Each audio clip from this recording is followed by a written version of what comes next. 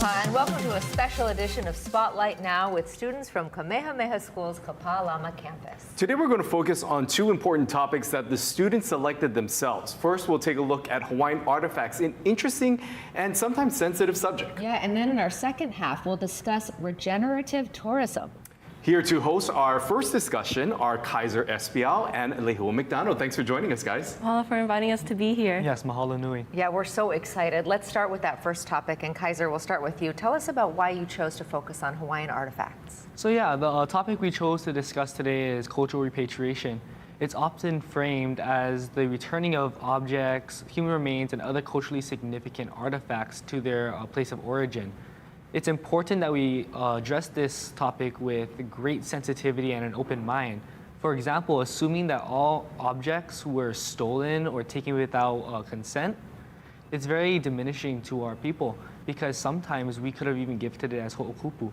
So like these stories can negatively impact the agency of our lahu and kupuna. And for you, Lehua, we know that this has been a team effort in putting this together. Why was it important for the team to address this issue? Yes, so cultural repatriation is a topic that is often overlooked. And so this is meaningful to our team because I had the opportunity to travel with Kaiser and other haumana with the school club to London, Scotland. There we visited museums that held mea Hawaii like Ahu'ula and Mahiole. And this just served as a time of reflection to serve how mea Hawaii out of islands can educate those other individuals, and then those in Hawaii can learn and reconnect with their history as Native Hawaiians. It sounds like an amazing trip. We're really looking forward to this conversation. Well, at this point, we're going to turn things over to you folks, so take it away. Yes, mahalo.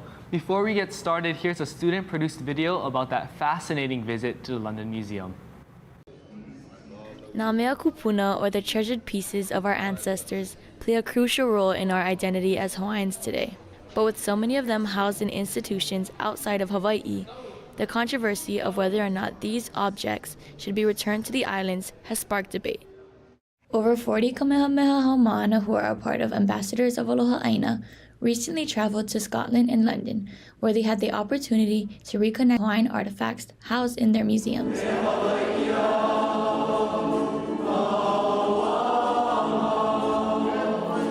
I remember being kind of mad and angry just to know that these are our things that they have. But it wasn't so much seeing the ahu'ulas, it was seeing all the mahiole and the hoi. Because those ones, they don't even know where they got those from. At least with the big ahu'ula, even we knew because it was documented that Kamehameha gifted that to them. There's a difference between us gifting them something and then keeping or taking something of ours. Hawaiian artifacts get to be even more difficult because a lot of these materials were transferred during the very early ages of contact. 1780s, 1790s, 1800s, 1820s, all of which predate the written Hawaiian language. So there's no affirmative record here of was that gifted or did somebody go into a grave site and excavate it? The difficulty is who had the rights to those objects in the first place. And that is what all of this comes down to, is at the time of the occurrence, who had the authority and control over those objects. When we're talking about who owns those, there is the cultural moral aspect, and then there is the legal aspect. Unfortunately, the way society operates is the legal aspect is the governing rule. You know, there's a lot of museums now that are starting to return Native American artifacts because they're just not comfortable maintaining them anymore. And so they will return them.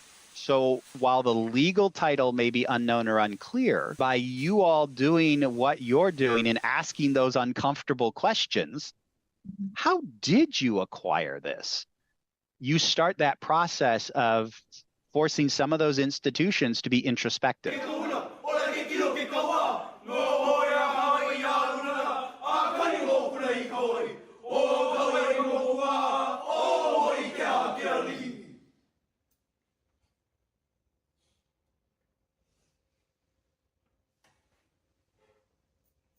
just being able to go there and share our insight, share our feelings, like that gave them ike. We genuinely helped them, I think. For them to see our expressions like that and what we taught to them, like I think that's helping it return here.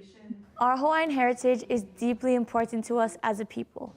It's essential for each of us to be aware and educated on how we can protect the things that represent us as Hawaiians. For Kamehameha Kapālama, I'm Kamalei Sataraka.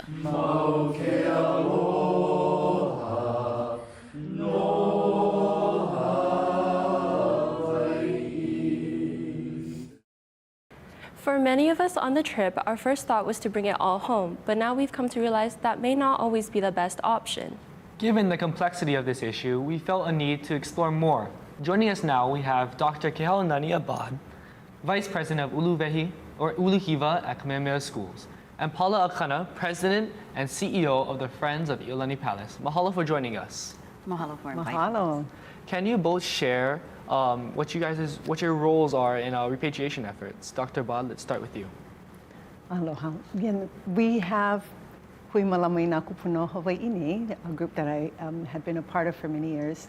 We've been involved in repatriation for a couple of decades. Our kumu, Pualani Kanahele, and previously her husband Ed Kanahele, had taught us in the protocols and the preparation needed to bring kupuna home, and it's largely been through that effort that I've been involved in, through my dear friend Hale Aloha Ayau, who brought me into that work. So it's been a long journey over the years.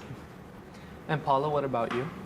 Well, at Iolani Palace, we're home to Hawaii's ali'i, right? And we have about 6,000 cultural objects, but we're always searching for more.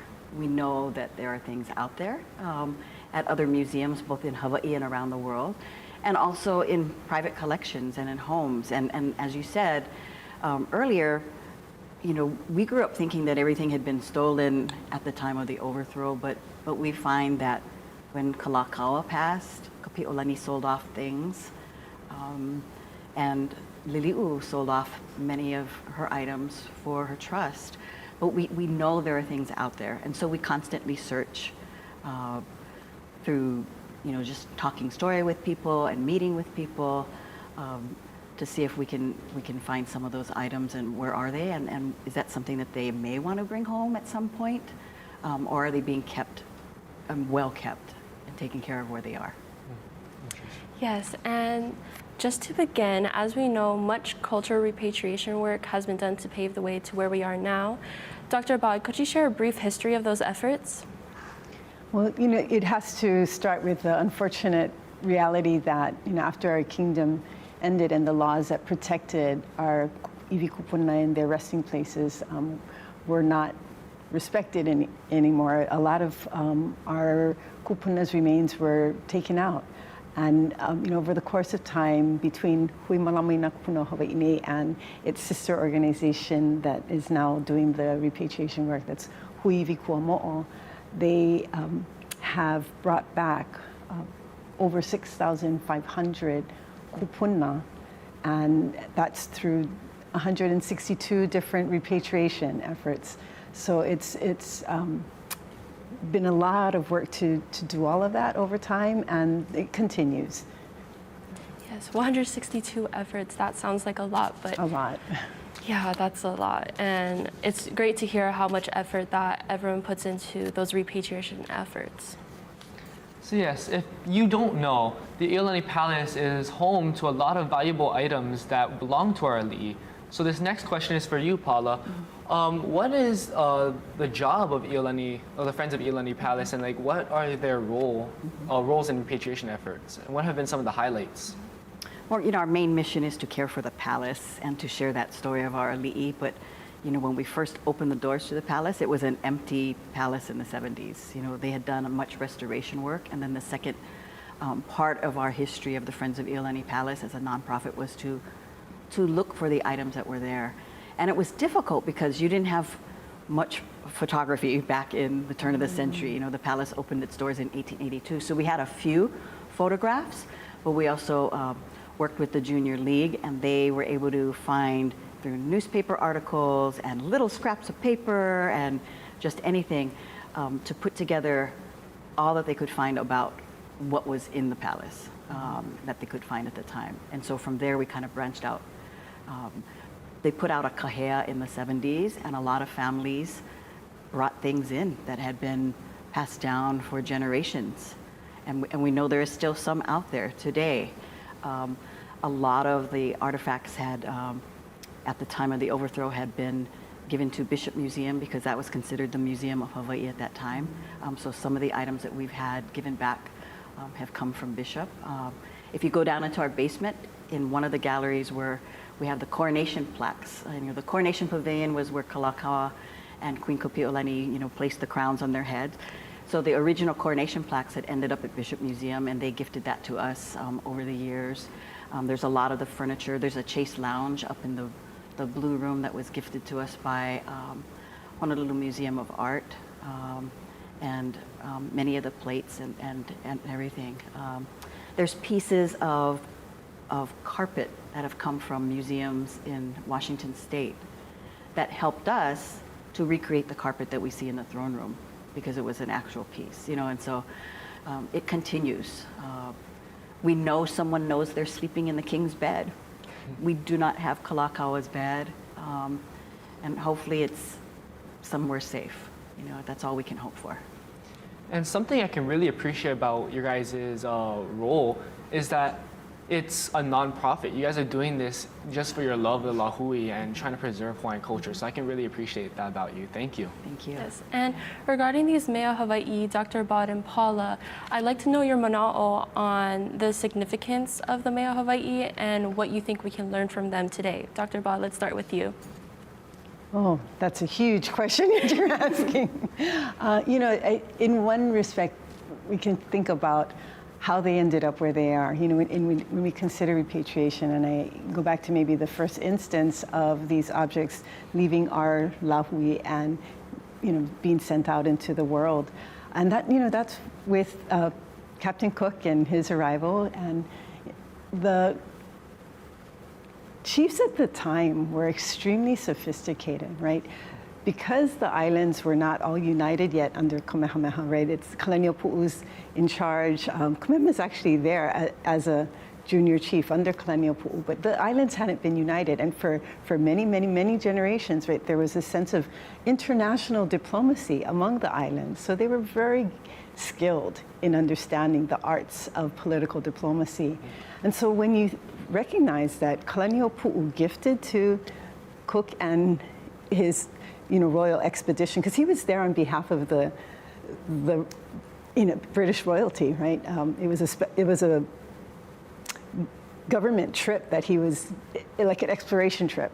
So he was gifting, Kalaniʻopuʻu was gifting this to the most powerful country on the planet at the time. And so this was all kinds of mea makamai, including multiple feather capes, ahu'ula, and kipuka. So the notion of them gifting tells me, so what do we learn from these, right? It tells me that, wow, our kupuna were so smart, right? Because what were they trying to convey to the world by this act? And Lieutenant Samuel writes in his journal about this, a more rich and elegant dress, perhaps the arts of Europe have still not yet been able to supply. That's a direct quote from him. So the beauty and amazing skill of these ahu'ula was what was going to represent our people out there. And so that's but one lesson that we can learn, is just who our people were and why would they have gifted some of these things. And it set the stage for why we end up by 1843 to be the first non-European nation recognized as a kingdom, our sovereignty fully recognized. But that was really the first step in that path. I'm glad you told me that. I'm really in awe about the steps that were taken to really put Hawaii out there and to recognize ourselves with all of our crafts and how you explained the ahu'ula being given as gifts. Paula, could you add on to that? It's similar, I mean, we're a house museum, right? And we are later in Hawaii history. But I think people see how far advanced we were, with treaties with over 24 countries, with councils and consulates, over 130 worldwide. So we know that our cultural resources are around the globe, because obviously they were in those offices in South Africa. They were in those offices in San Diego. I mean, around the world. You know that there was something from Hawaii that was passed along at that point in time to represent who they were representing on that stage. And I think it just adds to that idea that we were and we are fabulous people, educated people. And that's the story that we hope to tell. And by bringing us what we have or sharing where it is, I think it tells that story so people get a better idea of who we are in this tiny nation in the middle of the ocean, but how manaʻo we were to the world. And, second highest adult literacy rate in the world is amazing. Mahalo for that.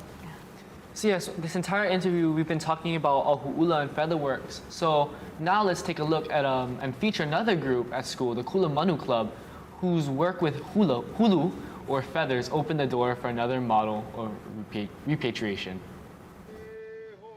Part of the core curriculum at Kamehameha Kapālama emphasizes the value of ike kupuna, the insights and knowledge passed down from our ancestors.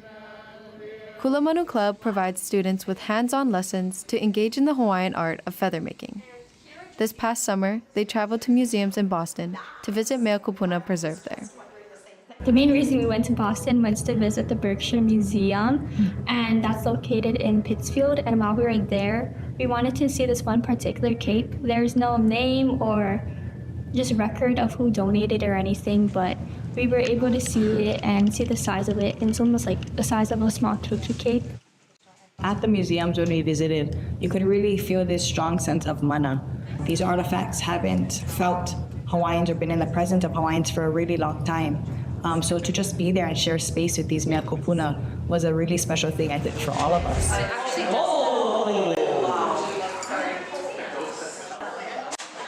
So we got to go to the Bishop Museum prior. One thing I really love about how Bishop Museum speaks of their capes is they call them the name of the chief that they belong to. It almost personifies that chief. The mana of Kiwala'o is still on that cape. We were right there in the room with it. I thought we would have to have glass between us, but nope.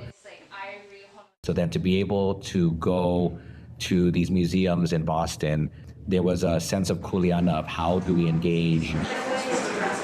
Most of the records of the ahu'ula and the mahi'ole that they had there, some were brought by people who came to Hawaii and they were unsure of how they brought it back there. Could have been gifts from the ali'i, could have been something that they found or stolen or other things, but they didn't have much research on whose cape it was or what island it originally came from.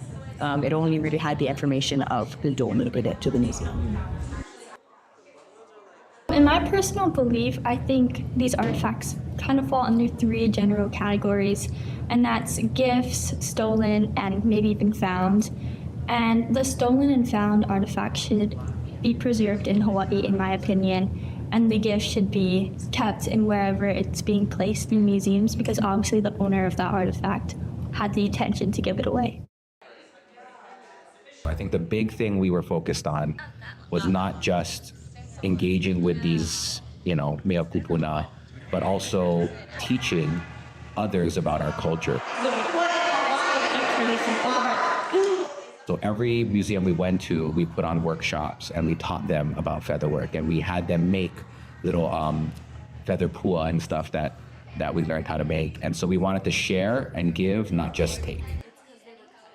We actually introduced the idea to do a trade. We understood that taking that Hawaiian artifact away and bringing it home is important for the artifact, but at the same time, we're taking our culture away from a place that may not know much about it. So with that in mind, we wanted to create a replica cape so that the museum could still have our culture displayed in other parts of the world like Boston.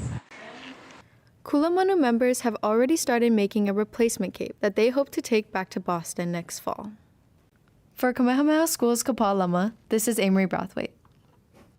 This is inspiring because it takes cultural repatriation to a whole other level where it's not just about the object themselves, but about the rejuvenation of the art. I want to ask the both of you, how do you think this is beneficial to our lahui? Dr. Bod, let's start with you. Well, for sure, it's about relearning and reinvigorating and making really part of our daily lives the arts that we're involved in creating these beautiful objects and bringing all of this back to who we are as a people. It's so beautiful to see the kind of involvement that you folks as Haumana are having in this work, and the thought that the work of your hands are going to be able to earn us the ability to bring back the original mea kapu. That idea of the generational connection of kuleana and the skills, all the hana no eo for that, that continuity that is being exemplified in your folks' work is remarkable, and I so mahalo you folks for that as this next generation. Yes, it's very inspiring, and I hope it inspires other haumana, even out of Kamehameha, to hopefully participate in these efforts that is going on. And Paula, what would you like to add? I think that's amazing to see what you're doing, and we can't wait to see that exchange in the end. With us, we were unable to, this is before I came on board, but at the palace, and I've been there about 5.5 years, we were unable to get the kahili that were in the palace when our li'i were there. So instead, we had hulu master Kavikalam Naumida work on recreating the kahili that were in the bedrooms of Kalakaua and Kapi'olani. And so he allowed our staff to help in gathering the feathers and making the kahili, and we did a beautiful cultural ceremony to bring them back at midnight into the palace, and so it kind of ties in with that. And they appreciated being part of it and learning what it takes to make that kahili and how to care for the kahili, and so I think that's really important. We try to bring in practitioners to just show us how we do that. For myself, I love kapa, and kapa disappeared, right? When fabric came in, they stopped growing wauke and everything. So it was kind of, people had to relearn it. And now we have our practitioners doing that now. And so I think it's an important part of the puzzle. If we cannot get the items, these precious items, what can we do? And I think making sure that we know for generations to come how they were made is important. I am looking forward to the prosperity and mana all put into these efforts and events. So again, this next question is for both of you. The next question is, if a museum that's not in Hawaii so chooses to gift back the mea Hawaii, is there a governing body that ensures its preservation? If so, what is the kuleana of that governing body? If not, who ensures the preservation of that object? Dr. Bod, let's start with you. Oh, okay. Well, there isn't a governing body, which really gets to the heart of what we need to think about in our repatriation efforts, which is kuleana more than anything, right? My personal belief is that the readiness of our lahui, our leaders who are stepping forward to take on the kuleana, that readiness is helping to trigger the ability for the doors to open on the other side at the museums. And, our kumu Erin Puakanahele always taught us that the kupuna on the other side, and in the case of the male couple, right, the kupuna associated with these, and they themselves as having that kind of animation that we, in another perspective, might not recognize. There's life and there's identity and there's mana of these male couple, and they have agency too. And so when there's readiness on our side, when our kuleana and our kulana to be able to malama them properly, to understand them and what significance they still have for us as a people, once that we lift our understanding up to the level that now we can meet their kulana, doors start opening. And as they open, right, it's made possible by this kuleana that is going to be taken on to malama, these mea kapu.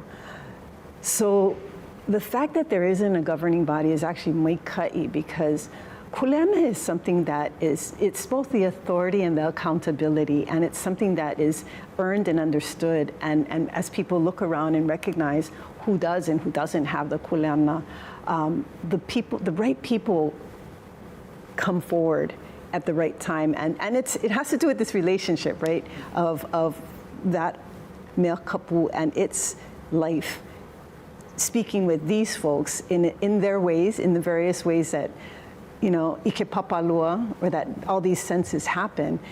And so I think those of us who would support these guys, we know our place of standing back and saying, how can I help? How can I help? And maybe sometimes the best thing I can do is to just stay out. Maybe it's like, you know, making sure that a cooler of drinks is ready for them when they're doing their work. And I regret to say that I think in times past there were instances where so many people were like, and it was about me, I want to be involved. And it's, you know, you don't have the right to be involved if you don't have that accountability and authority, that kuleana, to be involved. So I'm kind of glad that there's not an arbitrary body that is, you know, saying we have control. No, it really has to come naturally from this relationship between the mea kapu and that entity and the people who have the true kuleana through the work that they've done to have that on their shoulders, to carry that. They've proven, I can carry it, I can carry it, I can carry it. And it's that then raises them to that level that now they're talking to each other. And so that's just my little bit of manaʻo on that one, sorry. Yeah, so kuleana is obviously a big part of Hawaiian culture. It dates all the way back to ancient days, where everyone had a job to do, everyone had something to give to the community. So kuleana is a big thing. Thank you for sharing that, Dr. Abad. So true. Paula, do you have anything to add on? Well, it's a little bit different when you're already a museum, right? That's looking at items that will be repatriated back to us. And so the first thing we look at for us is to make sure that there's provenance, that it belongs at Iolani Palace. You know, we just don't want things that belong someplace else. So that's the first thing. And so we have our curatorial department, we have our board and myself. So we look into the provenance, we look into the history of the item to make sure that it really is something that belonged at the palace or to the ali'i who resided there or who ruled there. And then we take a look at what kind of shape it's in, because we do get things that return that are in much need of restoration. So we make sure that we have a safe place for it and a proper place for it, humidity controlled, which is so important. And then we work on what needs to be done to restore it. Not to make it all shiny and new again, but just to make sure that it's restored to its way. So there's a number of steps that we take to make sure that it's taken care of in the pono way. And it's a kuleana we take really seriously. And it's not only the objects that come home, but it's the palace itself. We consider that the largest cultural resource or Hawaiian artifact that we have. Yes, mahalo to the both of you for joining us and sharing your wonderful insights. Yes, mahalo. Mahalo. Mahalo nui. When we come back, our team will explore a new topic, regenerative tourism. Thank you for watching this special edition of Student Spotlight Now.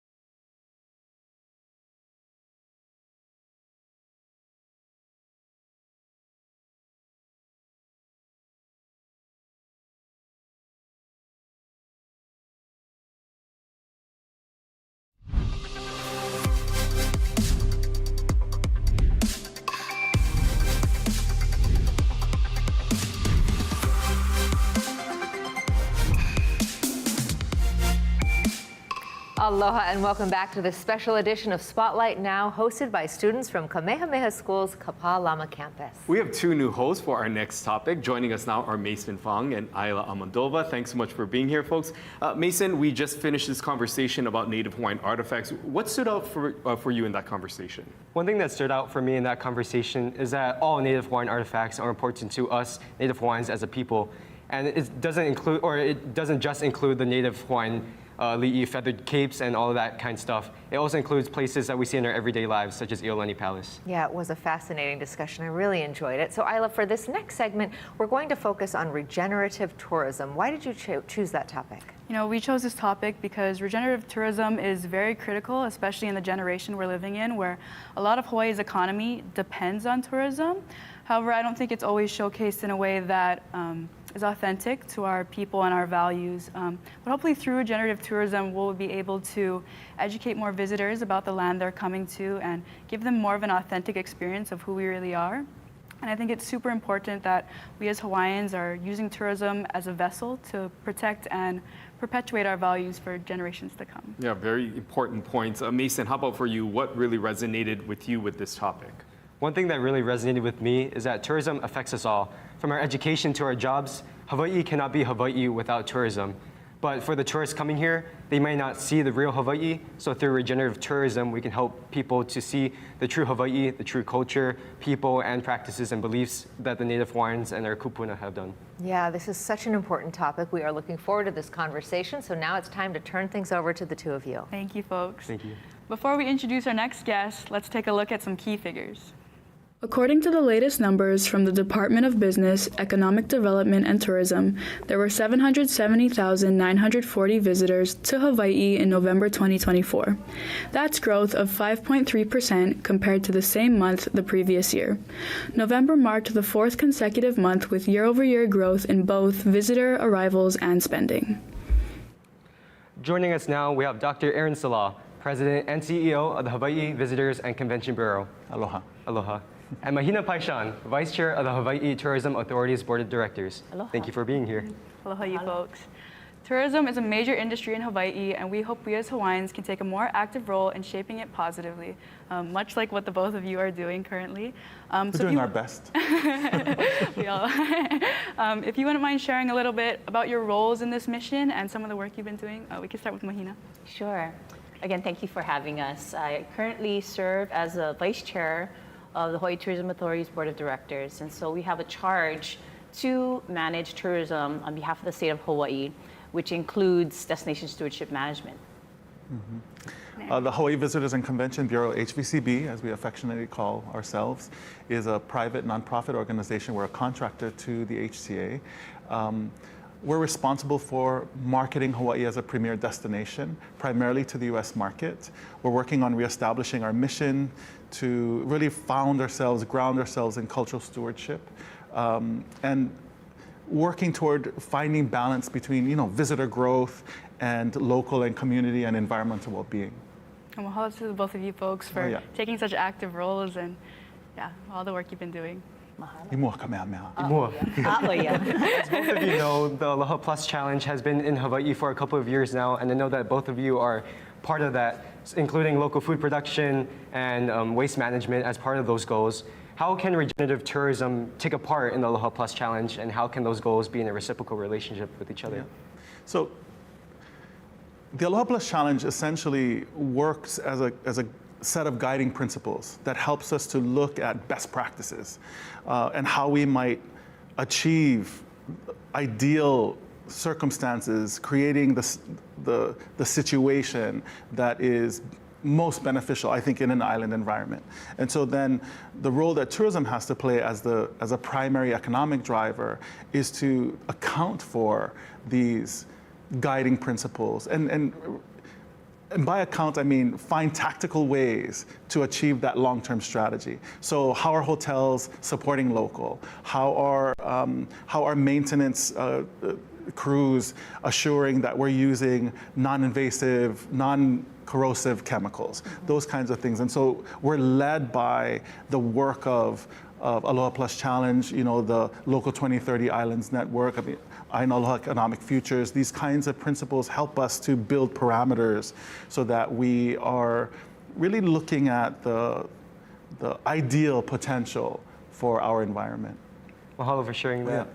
Yeah, I appreciate what he shared about tactics and vision and value set, which is really important. I also appreciated the two of you, your reasons for why you wanted to explore this issue. So, you know, what tourism can do, for example, is, as you both pointed out, tourism affects all of us, touches all of our lives. And so just within the agricultural space, right, tourism has achieved an economy of scale. So what if, can you imagine if tourism partners and industry leaders were to partner strategically with the Department of Agriculture, our farmers, our fishers, and folks on the ground that are caring for our aina, right? And what if we were to assure that the majority of visitors would receive fresh produce from our aina that's going to then support the livelihoods and businesses of our local producers? Mahalo for sharing that. I find it really interesting and really critical for people to know that partnerships are needed, such as the SDG 17. Partnerships are needed to achieve the SDGs, and I love how we can implement that on a local scale. Yeah, let me just point that back to you, because SDG 17 ultimately was, and you might talk about what SDG 17 is for this audience, but the primary force engine for SDG 17 was the youth. And so it was your age group that came back to the team and said, hey, something is missing here. We need to design it, evaluate it, implement it. So I think it might be important for you to share what SDG 17 is. SDG 17 is having relationships and partnering for the goals and to implement the actions, not just in Hawaii, but across the world, having countries connect together and having communities, local communities and also regional ones, to connect and to help create an interconnectional weave of communications and also sustainable practices. We cannot do the sustainable development goals alone, let alone the Aloha Plus Challenge. We need to help bring others in, and it just shows that it's a community effort, and it takes many hands to join this force. Mahalo. Agreed. With the strength of tourism for all these years and how you said we rely so heavily upon it, how have major events such as the pandemic or the recent Lahaina fires, how have those sort of impacted tourism kind of for the worse or maybe for the better? Sure, I can take that one.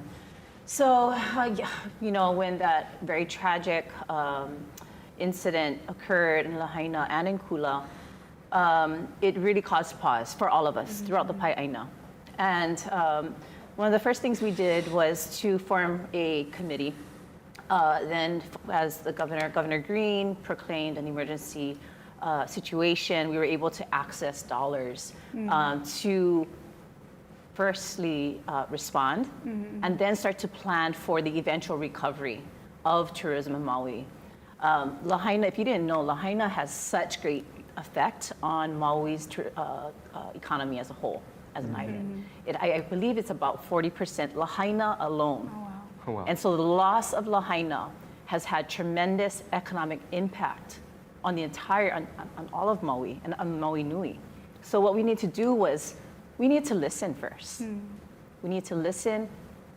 What does community desire? What is it that they want? Business leaders, industry partners, legislators, what do we do? What is our common vision and pathway to support the regeneration of Aina first and its peoples? So by listening to them, we learned how we can then allocate those emergency dollars to best support them for the response, the immediate response, and then longer term build out. Mahalo. I might just add too that the way that HVCB then does this listening is looking sort of aggregately at data over time. And so then you have what the pandemic did in 2020 and our recovery from that, and then you dial back to 2008 and the economic downturn in the United States and recovery from that. And so looking at how we've designed recovery economically through the tourism industry. But what Maui did for us was add another caveat, and this is to Mahina's point, because what didn't happen in 2009 as we were recovering then and 2021 as we were recovering then is that resident sentiment was not as vocal as it was post-Maui. So post-Maui, we also had residents who were saying, don't come. We don't want you guys to come. And so then, now that, people listen. You know, so we don't have a general tourist population that comes and says, we're going to disrespect your culture. Actually, the total opposite of that. Like, people come to Hawaii because they know their lives will be changed, because the people who have come to Hawaii say, our lives have changed as a result of our experience on Maui, or our experience in Hawaii. And so what the response to Maui has been is really us figuring out as an industry, in collaboration, again, to your point, Mason, with industry partners, with industry leaders, with community leaders and community partners, to really redesign the way in which we do tourism, so that we can redesign the way in which we strategize and tactify tourism moving forward. Mahalo for sharing that. I find that really important, that tourists don't come here just because they feel bad for us, but it's also because they want to experience Hawaii as a whole. Before we continue our conversation, we have one more video spotlighting the need to offer authentic cultural experiences for visitors. Hawaii's breathtaking beauty and rich culture have long made it a top tourist destination. But as visitor numbers grow, so do concerns about preserving the island's unique identity and environment.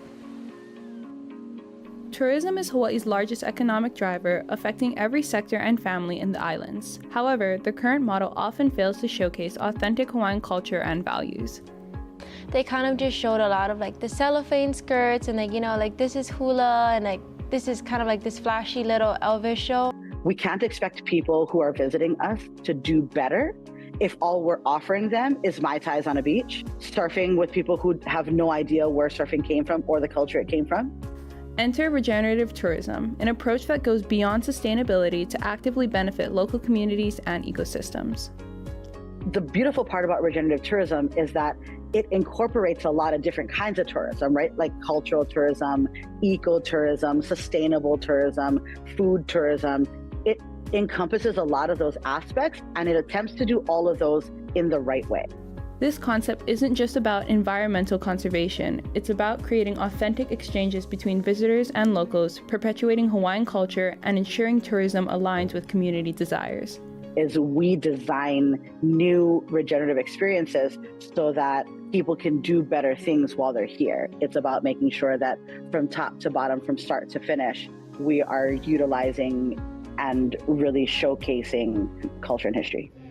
A lot of the times in the luau, like we do a lot of traditional dances, such as like holomai pele or haleakala hula. Like those are very traditional hula songs and numbers, but they are showcased in more of a show aspect. By implementing these strategies, we can create a tourism model that preserves and perpetuates Hawaiian culture. The whole idea of regenerative tourism is that we're working for a future of Hawaii that's far beyond mine. It's a future that is all of yours. I just believe that we could have an opportunity to embrace the true Hawaiian identity, not pay attention as much to the cellophane or as much to the coconut bras, but you know, just trying to embrace who we really are in front of the spotlight. Next time you're in Waikiki, don't forget to support local and let our visitors know to support local as well. This is Michaela Kakaio for Kamehameha Schools Kapālama.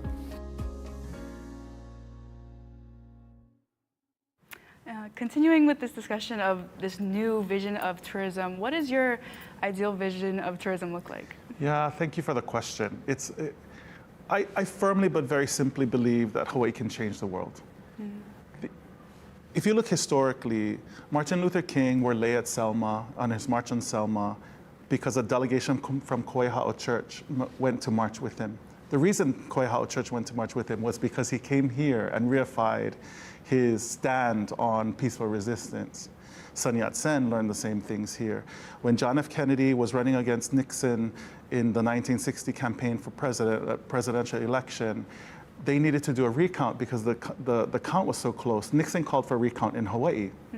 And so we have these moments in time that have proven the role that Hawaii plays, not just as a group of islands that is isolated in the Pacific, but as a leader in the way that people think around the world.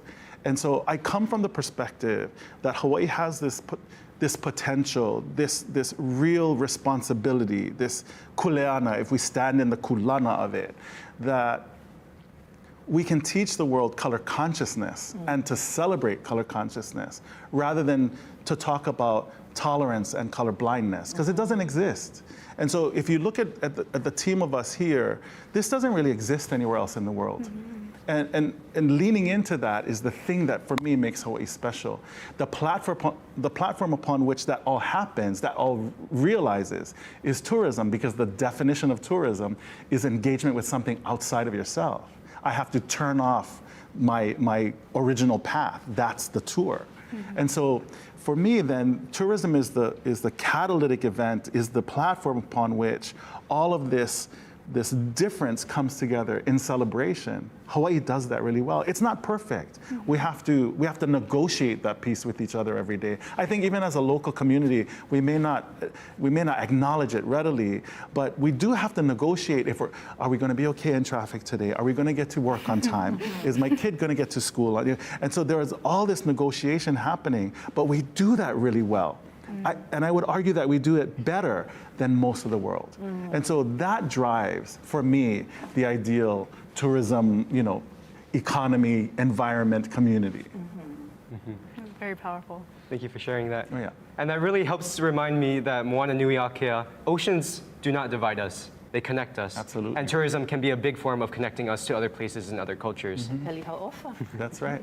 And to Mahina, after 2030, which is the deadline for the Aloha Plus Challenge, how do you think tourism, regenerative tourism, can help connect the Aloha Plus Challenge, and how can the Aloha Plus Challenge help connect to regenerative tourism? Thanks for that question. So the good news is that our community, regenerative tourism is not a new thing to us, right? It's malama aina, it's aloha aina, it's aloha ohana.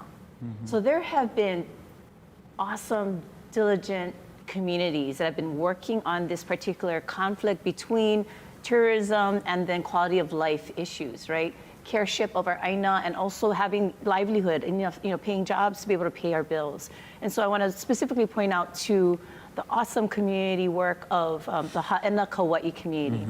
So there was this situation where there was over tourism, particularly Ha'ena North Shore of Kauai, that would lead to Ke'eheo, which is one of the most significant areas for hula practitioners. And so this is now over 30 years in the making. However, several nonprofit organizations, place-based organizations pulled together, and they worked a solution which basically enabled them to assert local governance and management of traffic coming in, and then every moment for which a visitor will come, they park their car at Waipa'a Foundation. They then have an opportunity to learn and be educated and experience the aloha of North Shore Kauai folks. So it's being totally managed, totally curated by our people, by the people of that place. And guess what? There's been an economic surplus. Oh, wow. Even our state system is very surprised. And so when we talk about circular economies and economic development, that is clearly stated in our SDGs, as well as Hawaii Green Girls, collaborators, Aina Aloha Economic Futures. We can see, we have models that we can leverage, we can replicate, and we can scale to really then position ourselves as the regenerative travel destination in the world. Yes, mahalo for sharing that. And I'd like to point out that these solutions are not meant to draw back tourism or to have an impact, a negative impact on our economy. It's supposed to help people and the economy. And I feel like that example on Kauai could be an example for Oahu and many other places around Hawaii and the world. Yes. Prime example. Mahina, in your opinion, do you think it's, I know you talked a lot about how you are seeing a surplus economically in tourism, but in some instances, is it economically feasible to to regenerate tourism?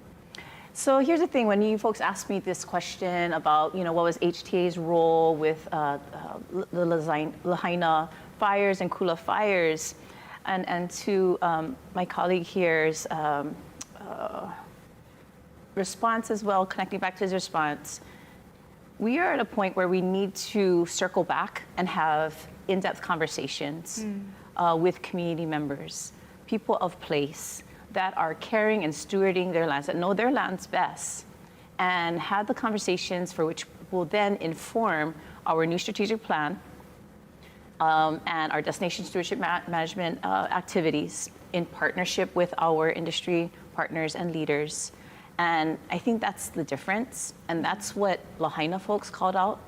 That's what communities throughout our Pai'aina are asking, are basic, not asking, they are informing us, is that we have solutions. We have local solutions that will actually help us to create a better balance, right? Create a better balance that will also give us better experiences for our travelers, that is going to have better economic outcomes, that's going to have better community outcomes and cultural outcomes. So to me, that is what we need to double, triple down on, is to see and value and appreciate the solutions, invite our community members, our community leaders to the table that for which we all sit and help co-create the solutions forward. I love that idea of finding balance and having these discussions such as the one we're having right now, and I think they're really important. Aaron, do you have anything to add? You know, to Mahina's point, this idea of regenerative tourism is not new. Regenerative used to be sustainable, sustainable used to be responsible, and so regenerative right now is the current buzzword that keeps us sort of on our toes, right? It keeps us at the edge. And I think what we need to commit to is finding definition for the term regenerative as we're looking at the evolution of the industry and our role as global leaders, not just in tourism in Hawaii, but global leaders in tourism, period. Because tourism in Hawaii has existed since they made the word tourism. And so then understanding the evolution and the genealogy of that, and sitting in a, you know, in 2025 with a group of young leaders who are poised to take the awesomeness and the craziness and the chaos that we're now, you know, as leaders now imparting upon you, then this need for us to be much more, how do I say, responsive and resilient in real time, beyond the talk. Like we have to start to walk that talk. And that's not to say that people and industry and entities and organizations haven't been walking, but it is to say that as to Mason's point earlier about SDG 17, this need for us to be more actively collaborative in real time is really key to the success of our industry, to the success of our economy, to the success of our community, of our environment, right? And constantly holding ourselves and each other accountable to that end. Yes, mahalo to the both of you for your very knowledgeable insights. Please stay with us. We'll be right back to wrap up the show. What is an Oiwi leader? Do they move people with their words? Do they let their actions speak? Do they breathe life into the past? Do they have a vision for the future? We celebrate every Oiwi leader who are all of these things and more. Together, they're helping our Lahui rise.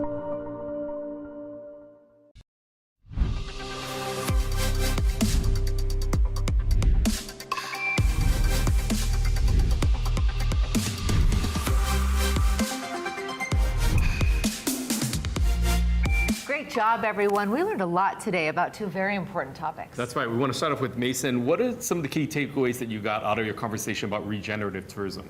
One takeaway I found is that the solutions and impacts that we have here in Hawaii should also be implemented elsewhere, such as the example on the North Shore of Kauai.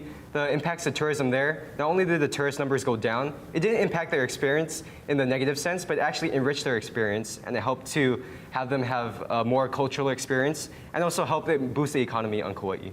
Ayla, how about for you? What did you take away? You know, to reiterate what Aaron said earlier, making sure we're walking that talk and perpetuating our values and taking more of a leadership role in doing so. Yeah, and Lehua and Kaiser, how did it feel to be hosts here at Spotlight Now? Oh, it was scary. But as we went more into the interview, it started to smooth out, and it was more like a vala'au session rather than an interview. Yeah, you guys did great. Lehua, what about you?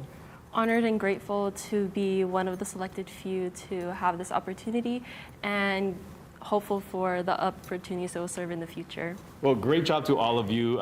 We should be worried about our jobs because you guys are very talented. So thank you for all your hard work. And thank you to the students at Kamehameha Schools Kapālama Campus who worked so hard on the show. We will have another Spotlight Now Student Edition coming up very soon, so stay tuned. Aloha.